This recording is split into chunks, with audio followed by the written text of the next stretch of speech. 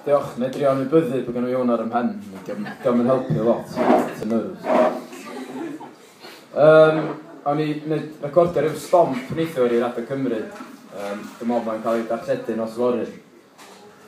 Os da chi eisiau gwybod beth di... Os ydych chi'n meddwl bod y ffermwyr ifanc bythefnos yn ôl yn risge, wel, gwrandewch nos fory. So aeth. Nath hynna, o'n i'n methu meddwl am be i sgwennu'n I gylch. A, wel, am bod fi ar y radio yn sydyn reit, nes I fel, dwi'n siŵr sa neb I roed I sgwennu cerdd I Taro'r post o blaen. Lle fysa ni fel cenedl heb Taro'r post. Enw gerdd yma ydi Taro'r post. Taro'r post, heriwr pob hil.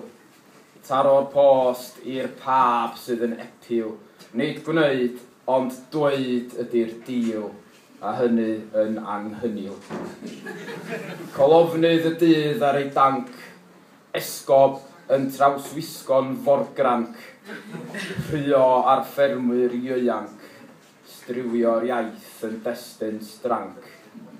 Arthio o bell am werth y bynt, tensiwn dros Kate Windsor, rhepynt am bobl noeth, a phoethwynt am foelni ag ynni gwynt. Roedd dyn yn yr wyl gair dant, yn udo'r nodau I gyfeiliant y galon, nid adloniant oedd y boi a ddoi o bant. Gyto beb, ac o hebydd o rywle yn rowlio lawr mynydd am fox pop, llawn dop bob dydd yw'n gwalia o gywilydd.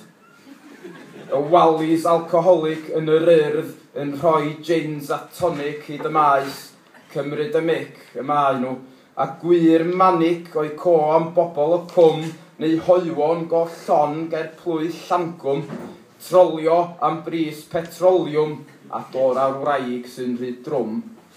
Arbed y blaned a blino ar vegans yn arfogi I gwyno, cynhyrchydd desbret eto, twrw Irac.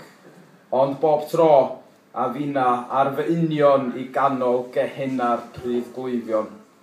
Doedd uneb y bocsebon, dyna yw'n byd yn y bon.